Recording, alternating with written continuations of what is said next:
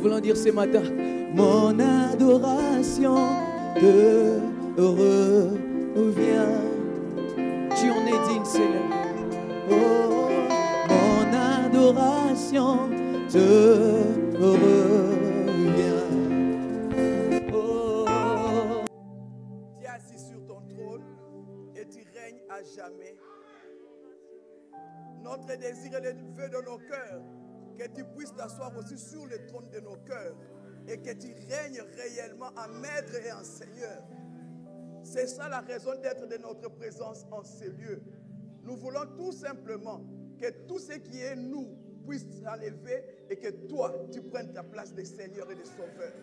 S'il te plaît, Sauveur parfait. Alors que tu nous as appelés pour nous parler, parce que tu veux nous parfaire, pour que nous puissions atteindre ta stature à toi, Père, nous voulons dire nous voici. Parle-nous. Fais-nous du bien, Seigneur, mon Dieu. Permets que ta parole trouve la place qu'il faut et que le Saint-Esprit, l'enseignant par excellence, puisse faire son œuvre dans chacune de nos vies. Bénis chacun de nous, bénis ta parole et que je ne sois qu'un instrument inutile entre tes saintes mains. Merci pour ce moment au nom de Jésus. Amen. Shalom bien-aimés. Y a-t-il des mamans ici dans cette salle? Celles qui étaient venues à la retraite, sont-elles là? Levez un peu vos mains, nous allons bénir le Seigneur, le Dieu vivant, le Dieu tout-puissant. Gloire, louange le soit rendue. Dieu nous a fait beaucoup de bien pendant cette retraite. Et nous nous sommes dit, nous ne voulons pas être égoïstes. Ce matin, nous voulons continuer. Libérer des œuvres des ténèbres. Waouh, c'était très riche. C'était trop fort. Libérer des œuvres des ténèbres. J'aimerais bien aimer commencer par nous dire ceci. Les ténèbres peut se définir comme tout ce qui est occulte, ce qui est caché. Et les œuvres des ténèbres, bien aimé, c'est tout ce que toi et moi nous faisons en cachette. Tout ce que toi et moi, nous ne pouvons pas faire devant l'autre. Tout ce que moi, je ne peux pas faire devant mon mari, ça devient ténèbres. Tout ce que moi, je ne peux pas faire devant l'autre. Vous voyez ces choses-là que, si j'ose dire, c'est une porte ouverte déjà, ça devient ténèbres. Vous savez, nous avons appris pendant cette retraite aussi que tout commence par une petite habitude, un petit comportement, une petite chose. J'ai fait aujourd'hui, je peux voler même les 1000 francs ici pour mettre les mégas.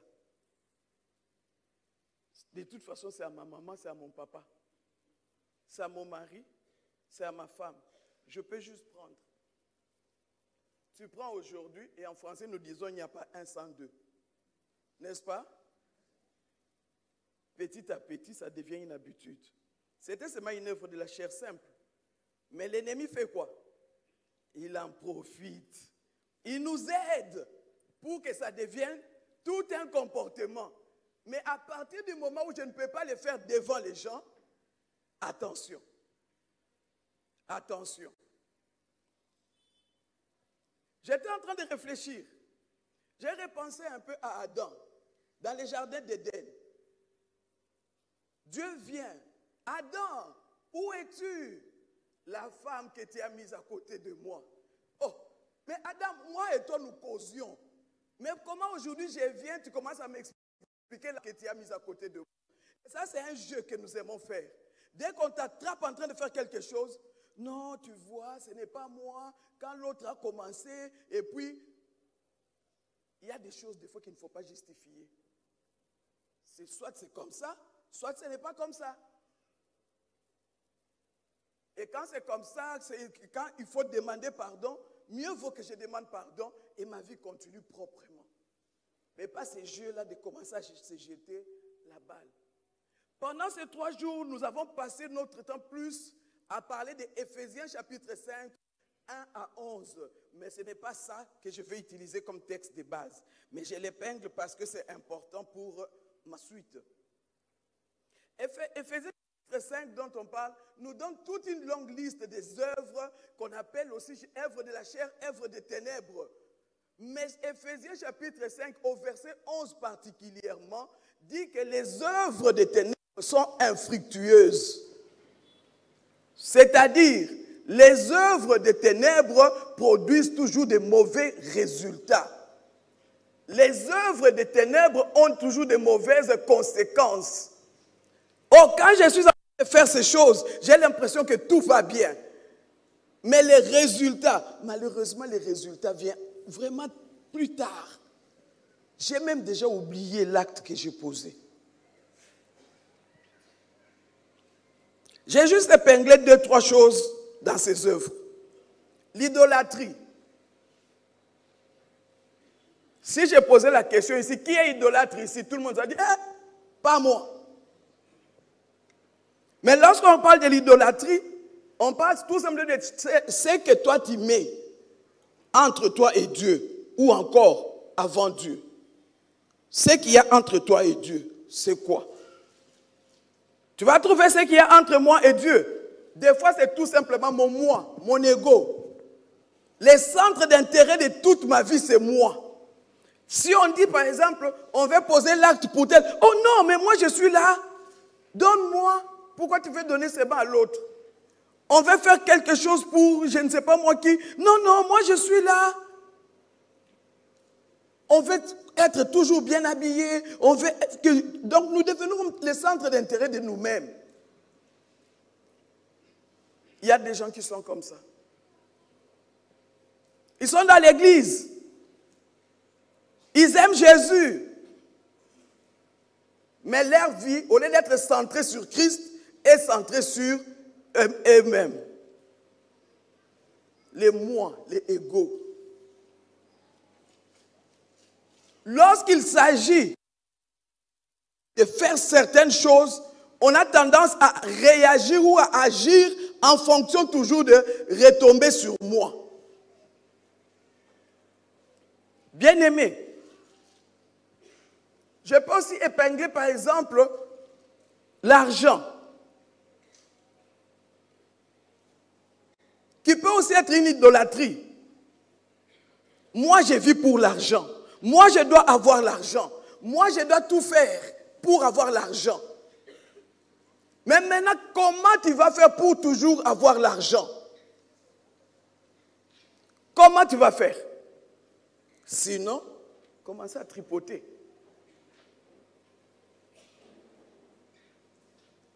Quelles des manœuvres nous utilisons dans ce monde pour avoir l'argent? Mais peut-être tu as commencé tout petit. Tout petit. Un jour, peut-être dans sa jeunesse. Vous savez, notre société, le monde d'aujourd'hui souffre à cause de la tricherie. On a commencé à tricher sur le banc de l'école. Hein? Tu tires seulement comme ça, tu regardes, l'enseignant vient tirer, lâche. Vous connaissez cette méthode, non? Ah, nous étions tous à l'école. Hein? Tu as déjà tout noté sur ta cuisse. Et des fois même tu as mal noté. Mais quand même tu vas soulever ton habit pour voir. Oh, quand nous sommes sur les bancs de l'école, apparemment, ce n'est pas grave. Au moins j'ai réussi, je passe des classes. Mais nous ne réalisons pas que nous sommes en train d'élever un petit lion. Un petit lion. Demain, je me retrouve dans la société. Puisque moi, je suis habitué à tricher, je vais faire quoi? Continuer à tricher. Et en continuant à tricher, les résultats, la société est en train de mourir.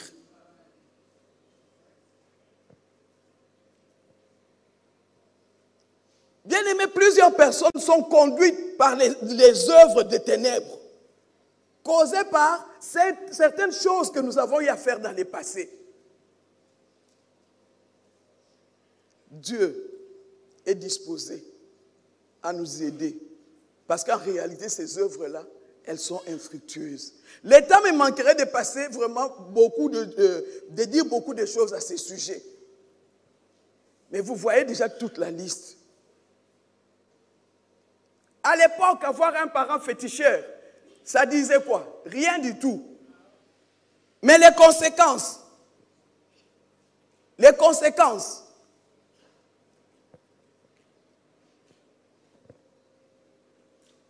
Essaie de réfléchir sur ta propre vie alors que je suis en train de parler. Ce matin, j'aimerais juste épingler 2 exemples. Et je vais m'atteler sur ça pendant quelques minutes et nous allons prier. Juste 2 exemples. Le tout premier, Saul de Tarse. Je vais faire quelques lectures le concernant et après ça, je ferai les commentaires, s'il vous plaît. Saul de Tarse, je suis dans Actes chapitre 8, 1 à 3. La Bible dit, Saul avait approuvé le meurtre d'Étienne. Il eut ces jours-là une grande persécution contre l'église de Jérusalem. Et tous, excepté les apôtres, se dispersèrent dans les contrées de la Judée et de la Samarie. Des hommes pieux ensevelirent Étienne et le pleurèrent à grand bruit. Saul, de son côté, ravageait l'église, pénétrant dans les maisons, et il en arrachait hommes et femmes et les faisait jeter en prison. Nous connaissons l'histoire, nous pouvons continuer la lecture. Moi, je vais m'arrêter là parce que ça contient déjà ce que moi, je cherche dans ce texte. Alors, Acte 9, verset 1 aussi. La Bible dit, cependant, Saul, respirant encore la menace et les meurtres contre les disciples du Seigneur, s'est rendu chez le souverain sacrificateur. Nous pouvons aussi continuer la lecture. Bien-aimés dans le Seigneur, ce jeune homme à cette époque, cet homme, a commencé aussi petit et il a trouvé du plaisir dans ce qu'il faisait. Petit à petit, l'ennemi l'a aidé. Tu vois, quand tu fais, tu vois comment ils sont en train de fuir, tu vois comment ils tombent, tu vois, ça prouve que tu es le plus fort. Tu assistes, on te donne les habits de ces gens-là, comme tu as pris les habits d'Étienne, ça prouve que tu es le plus fort. Et la Bible dit au chapitre 9, respirant encore. Vous voyez, il a encore la menace. Je vais encore leur faire plus de mal que de bien. Bien-aimé, comment est l'état de ton cœur? Tu respires la méchanceté, tu respires la jalousie, tu respires la haine. Moi, je n'aime pas que. Tu respires quoi? Saul, respirant encore la menace et les meurtres. Il a trouvé du plaisir à tuer les gens. Il a trouvé du plaisir à menacer les gens. Tout le monde doit courir dans tous les sens à cause de lui. Œuvre de ténèbres. Quand Dieu, les propriétaires, les créateurs, des hommes, dit, lui ne veut pas la mort des pécheurs, il veut que tous se répandent et arrivent à sa connaissance. Toi, être humain, créé par Dieu, Satan t'utilise pour que tu puisses aller, donc, menacer toutes ces personnes-là. Quand ils fuient, il y a des gens qui sont venus écouter tout simplement la parole. Mais ils sont obligés aussi de faire quoi? De fuir. Et certains vont mourir parce que toi, tu t'es levé pour faire du mal à l'église de Dieu. Bien-aimés, j'espère que tous ici, nous sommes là pour faire du bien à l'église de Dieu, pas pour faire du mal. Parce que si tu es là pour faire le mal, ça va se retourner contre toi. Saul ne pouvait pas imaginer. La Bible dit, il respire la menace et les meurtres. Et sur le chemin au chapitre 9, juste 2-3 versets après, la Bible dit, Jésus les rencontre. Jésus les rencontre. C'est pour dire quoi? Dans les œuvres des ténèbres là que nous faisons. Parce que lui, quand il faisait pour Dieu. Il ne savait pas qu'il ne faisait pas pour Dieu. Dans les œuvres des ténèbres là, il y a un jour que Dieu a déjà lui planifié pour te rencontrer. Ce jour peut être aujourd'hui. Ce jour peut être aujourd'hui. Saul de Tarse, l'histoire de ta vie change à partir de quelques minutes. Dans quelques minutes, alors que tu respires encore ces choses, Jésus va te rencontrer pour qu'il y ait un changement dans ta vie. Bien aimé, un autre exemple que j'ai à prendre, c'est l'exemple de Rahab. Rahab, si vous lisez son histoire, la Bible l'appelle la prostituée. Tous nous connaissons ce qu'est une prostituée. Rahab, la prostituée. Josué chapitre 3, verset 12.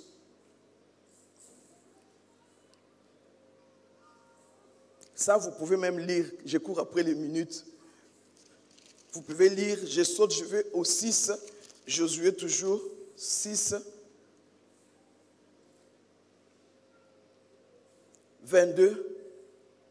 La Bible dit, Josué dit aux 2 hommes qui avaient exploré le pays, entrez dans la maison de la femme prostituée et faites-en sortir cette femme et tous ceux qui lui appartiennent, comme vous le lui avez juré. Vous pouvez continuer la lecture. Indexée comme femme prostituée. Mais lorsqu'elle a appris les merveilles de Dieu, lorsqu'elle a entendu dire ce que Dieu était en train de faire de l'autre côté, bien aimé, cette femme a dit aux espions, non, votre Dieu là, moi je crois. Épargnez-moi. Et à partir de moi, ma famille, tu seras sauvé toi et ta famille.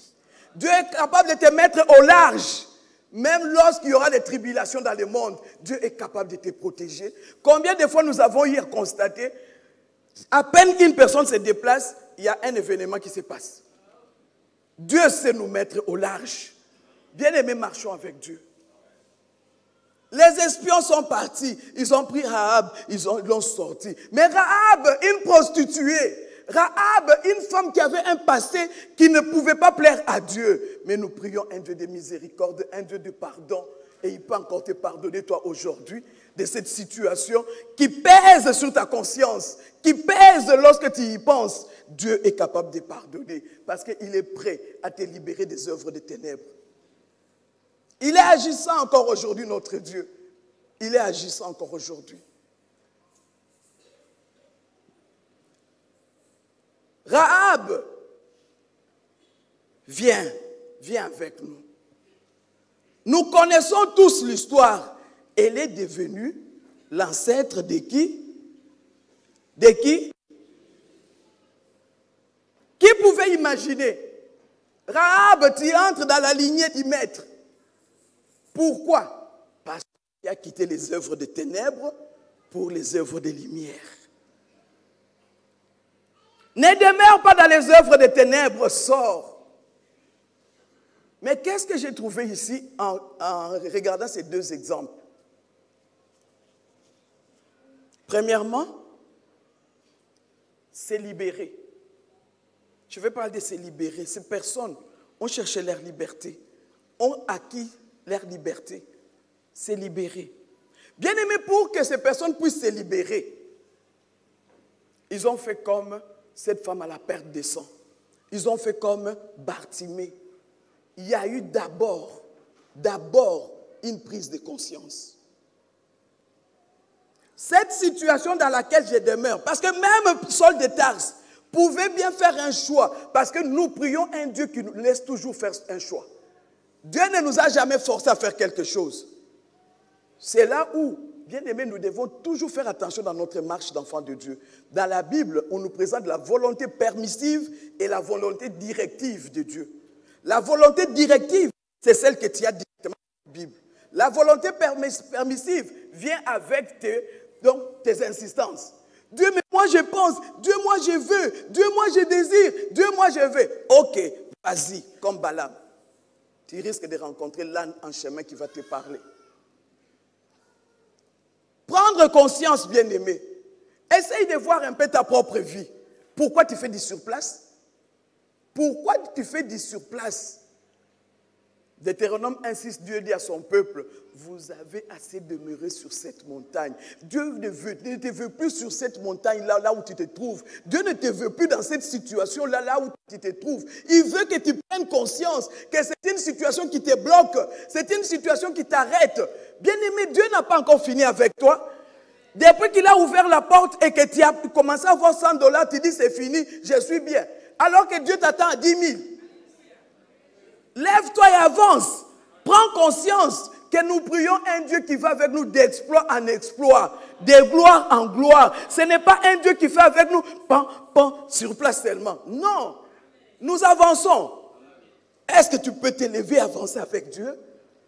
Prends conscience. Pourquoi tu te sens à l'aise dans ces histoires-là qui ne glorifient pas Dieu? Bien-aimé, vous savez, l'ennemi, son nom restera les rusés jusqu'aujourd'hui.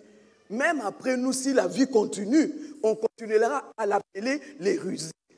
Il est rusé. Vous connaissez une des ruses qu'il a de nous faire aujourd'hui? Hein? L'Internet. L'Internet. Une grande ruse.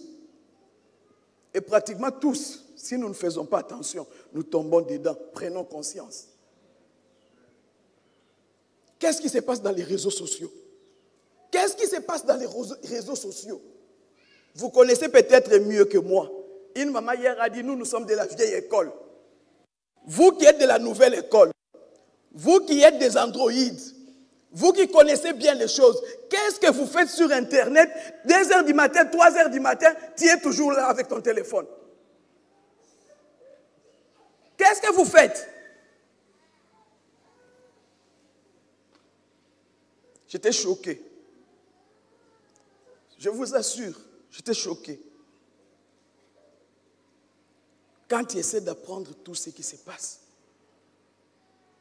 La pornographie est à portée de main, tout le monde. Mais si vous allez parmi ceux qui sont réellement mariés, vous posez la question, est-ce que vous vivez ce qu'on voit là? Vous allez trouver que non, une ruse de l'ennemi. Mais les jeunes sont dedans. Et demain, nous avons des jeunes qui sont possédés, œuvres de ténèbres, des comportements de possédés, œuvres de ténèbres. Je n'aimerais pas passer le temps à parler, mais vous connaissez mieux que moi.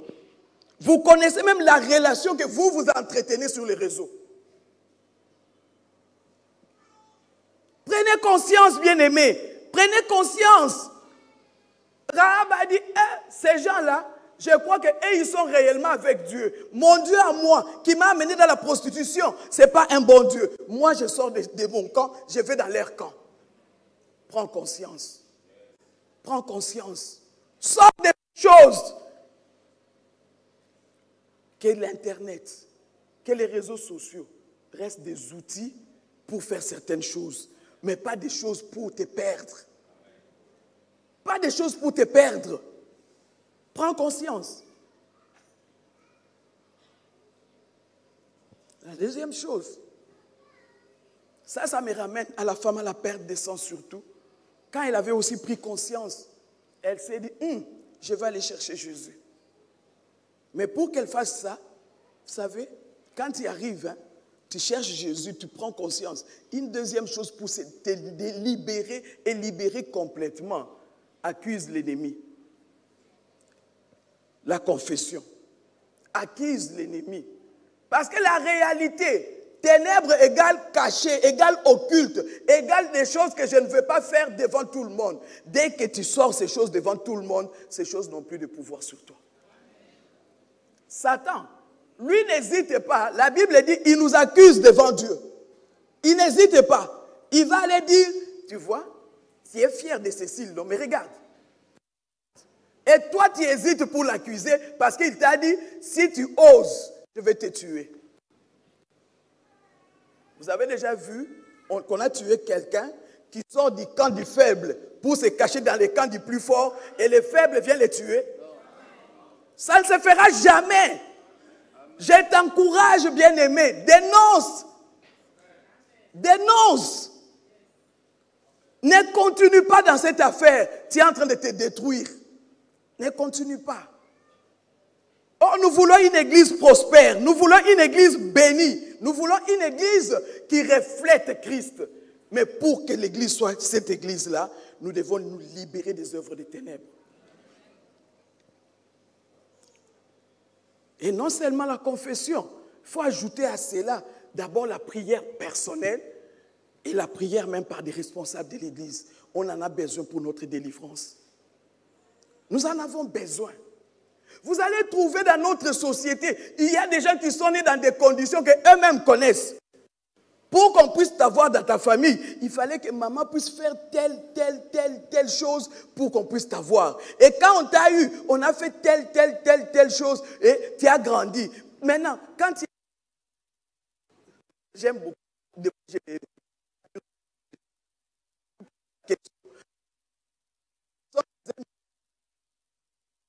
dit, maman, j'ai prié sur ça.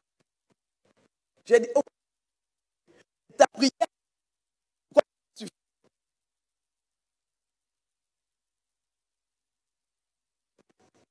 Dis qu'on peut confesser vos péchés les uns aux autres et prier les uns pour les autres.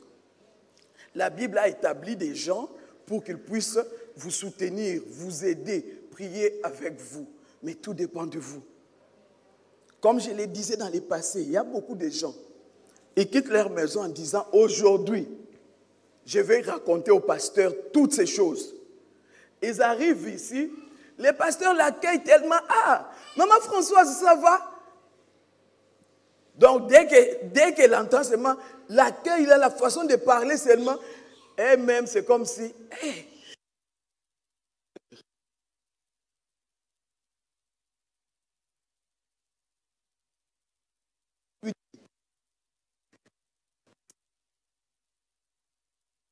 pas ton cœur, connais ton cœur. Le pasteur accueille les vers Dieu. Et vu cette frère, chante Dieu, ne viens pas regarder. Libère-toi. C'est important. Libère-toi. Bien-aimé, la prière est nécessaire. Et après qu'on ait prié pour toi, tu dois te maintenir dans la liberté. Là, c'est ta part. Ce n'est pas la part de Dieu. Tu dois te maintenir dans la liberté. C'est ta part à toi. Ce n'est pas la part de Dieu.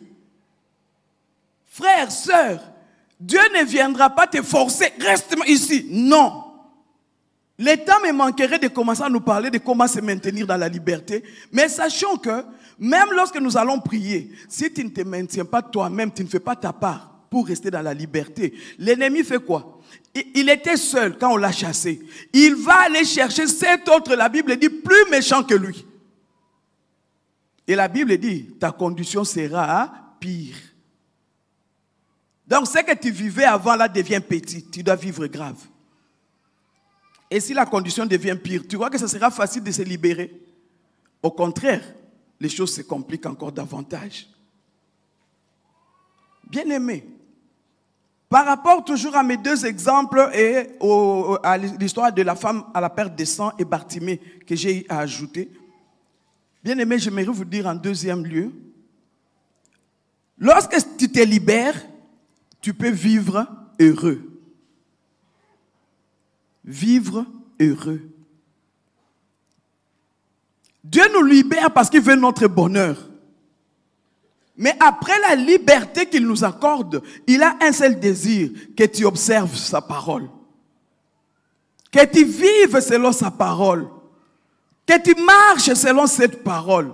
Mais nous avons tendance à croire que Dieu nous comprend. Et nous faisons les choses comme nous souhaitons. Nous enlevons des virgules dans la parole de Dieu. Nous omettons certains mots parce que je veux que ça soit conforme à ce que moi je veux. Mais une chose est vraie. Dieu, lui, nous jugera selon sa parole. Pas selon autre chose. J'aime beaucoup ces Deutéronome chapitre 5.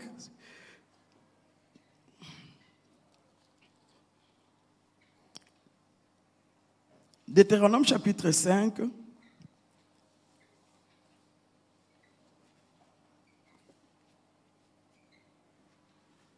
Alors que le peuple d'Israël venait de vivre l'expérience de Dieu qui descend sur la montagne et il y a toutes les réactions et le peuple dit à Moïse, non Moïse, désormais, toi seul écoute Dieu. Nous n'allons plus l'écouter, nous n'allons plus venir comme ça, toi tu écoutes.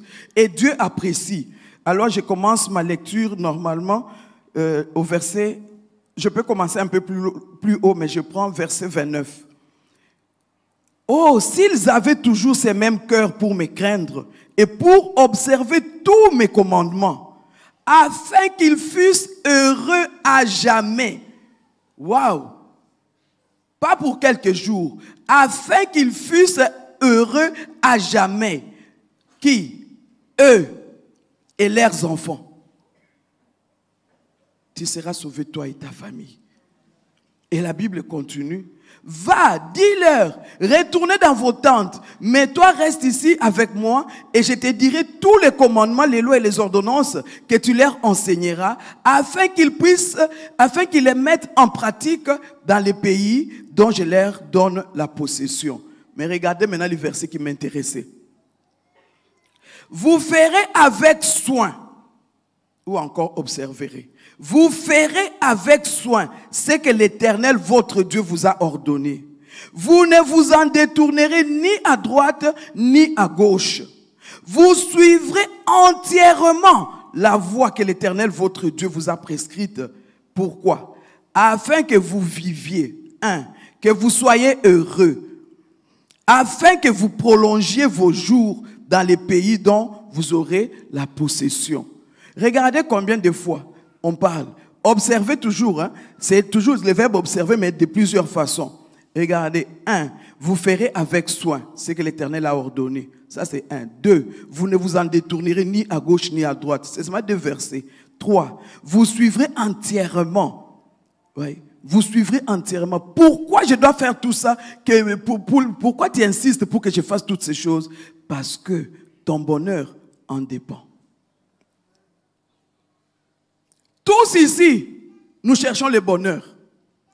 Tous ici, nous voulons vivre en paix. Tous ici, nous voulons vivre dans la grâce de Dieu. Mais comment tu vas jouir de toutes ces choses? Dieu lui seul te donne les secrets. Observe sa parole. Vis selon sa parole. Pratique la parole de Dieu. Si tu fais ces choses, bien-aimé, Dieu sera toujours avec toi. Et quel bonheur que de marcher avec Dieu.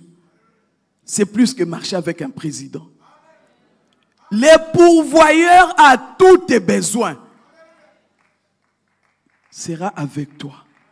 Et s'il est avec toi, dis-moi, tu vas pleurer pourquoi? Tu vas t'inquiéter pourquoi? Tu vas te soucier pourquoi? Ce matin, peut-être que tu es inquiet. Peut-être que ton cœur est rempli de soucis. Peut-être que ton cœur est en train de pleurer. Vous voyez ces larmes-là qu'aucun homme ne peut voir. Peut-être que tu es venu en disant, si Dieu pouvait me rencontrer dans mon problème. Bien aimé, c'est possible. C'est possible, mais à une condition, que tu lui ouvres ton cœur. Ouvre ton cœur à ces dieux. Attends-toi à le voir. Dieu veut nous libérer des œuvres des ténèbres. Il veut nous libérer des œuvres des ténèbres. Pourquoi?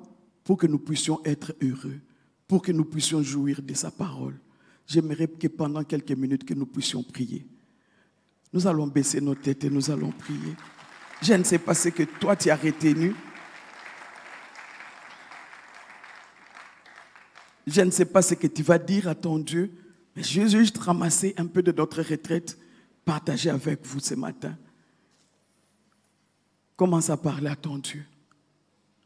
Commence à parler à ton Dieu.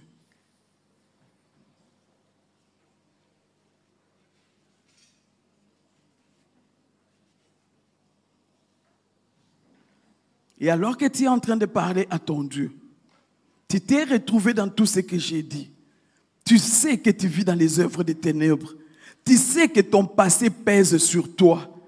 Tu sais et tu as senti dans ton cœur clairement que tu as besoin qu'on puisse prier pour toi. Tu peux t'avancer rapidement et nous allons prier ensemble, s'il vous plaît. Rapidement et nous allons prier ensemble. Y a-t-il quelqu'un qui veut être libéré complètement de ses œuvres? Y a-t-il quelqu'un qui prend la résolution d'échanger? Merci bien-aimé, merci. Y a-t-il quelqu'un qui prend cette résolution-là pour dire, Seigneur, moi là, je veux me libérer pour pouvoir maintenant jouir de ta bénédiction, vivre heureux? Y a-t-il quelqu'un rapidement, s'il vous plaît, rapidement, avancez bien-aimé, vous qui êtes déjà là, avancez. N'hésite pas, si ton cœur est touché, n'hésite pas. Parce qu'aujourd'hui, c'est le jour du salut. C'est pas demain, c'est aujourd'hui. Y a-t-il quelqu'un d'autre qui s'avance rapidement, comme ça on va prier? N'hésite pas, ne regarde même pas à gauche, à droite. Dieu a affaire avec toi, pas avec les autres. Il a affaire avec toi, pas avec les autres. Pas ton voisin, parce que tu ne connais pas l'état de ton voisin, tu ne connais pas son cœur. Merci à tous les bien-aimés qui s'avancent déjà. Y a-t-il quelqu'un d'autre qui traîne encore? Dieu te veut, Dieu t'aime, Dieu a un plan pour toi, Dieu a un plan avec toi et Dieu veut que tu sois une personne heureuse dans ce monde que lui a créé, ce monde dans lequel il t'a mis, ce monde là où il veut que toi tu mènes une vie selon lui, selon la volonté, sa volonté. Y a-t-il quelqu'un d'autre, s'il vous plaît? Alors que ton cœur te dit que lève-toi, mais tu es en train d'hésiter. N'hésite pas, Dieu t'aime. Dieu t'aime et il a un plan pour toi. N'hésite pas. Dieu t'aime. Ne dis même pas, oh non, le pasteur sait que moi je suis déjà dans un département. Si je me lève, le pasteur va croire que... Non, il ne va rien croire. Parce qu'il sait que tous nous avons besoin de nous approcher davantage de Dieu. Donc n'hésitez pas en fonction de cela. Y a-t-il une autre personne, s'il vous plaît? Vous qui vous êtes avancés, commencez déjà à dire au Seigneur, c'est quelle œuvre morte que vous voulez abandonner pour être libre? C'est quoi que vous voulez faire pour être libre? Dieu vous aime, Dieu a un plan avec chacune de vos vies. Dieu veut vous changer, Dieu veut vous transformer. Y a-t-il une dernière personne avant que nous commencions à prier pour nos bien-aimés, nous qui sommes restés? Dieu sait où tu as passé la nuit hier. Dieu sait d'où tu viens. Dieu sait ce qui s'est passé avec toi toute cette nuit. Dieu sait comment tu as passé le temps devant les réseaux. Tu as besoin d'être délivré de ces choses. Dieu sait. Est-ce que tu peux t'avancer rapidement? Alors que Dieu sait, il a un désir de te visiter. Il a un désir de te visiter. Et prêt à t'obéir. Alors que tu es là devant, confesse. Confesse, tu as pris conscience, confesse et prie aussi pour toi-même. Et nous allons prier ensemble avec toi et pour toi. Y a-t-il une dernière personne qui hésite, qui se pose la question? Et nos bien-aimés vont s'avancer pour prier pour ceux qui sont devant. Rapidement, s'il vous plaît, nous n'avons pas beaucoup de temps. Nous ne sommes pas là en observateur, mais nous sommes là pour pouvoir nous rapprocher davantage de Dieu. Y a-t-il quelqu'un? Jésus a un plan pour chacune de nos vies. Jésus a un plan pour chacune de nos vies. Jésus a un plan pour chacune de nos vies. Abandonne-toi entre ses mains. Abandonne-toi entre ses mains. Même nous qui sommes restés là, nous avons besoin de jouir de la grâce de Dieu. Prie en fonction de ce que toi tu as comme situation. Prie en fonction de ce que toi tu as comme problème. Prie en fonction de ce qui te fait couler encore des larmes. Et si tu n'as pas de sujet de prière, s'il te plaît, prie pour nos bien-aimés qui sont devant. Prie pour nos bien-aimés qui sont passés devant. Dieu a besoin de les rencontrer. Dieu veut agir en leur faveur. Y a-t-il quelqu'un? Pour toi, mon seul maître. Recevez votre liberté ce matin. Recevez votre liberté ce matin. Et laissez vos joues, laissez vos fardeaux au pied du Seigneur. Laissez ces choses au pied du Seigneur. Laissez ces choses au pied du Seigneur. Ces choses que toi tu fais, que ce soit la masturbation, que ce soit, je ne sais pas moi, quel comportement que tu ne peux pas faire en public, laisse ça au pied de la croix de Jésus. Aujourd'hui soit une journée de délivrance, une journée de liberté, une journée durant laquelle toi tu vas commencer à bénir le Seigneur et vivre le bonheur. Vivre le bonheur. C'est encore possible, bien-aimé.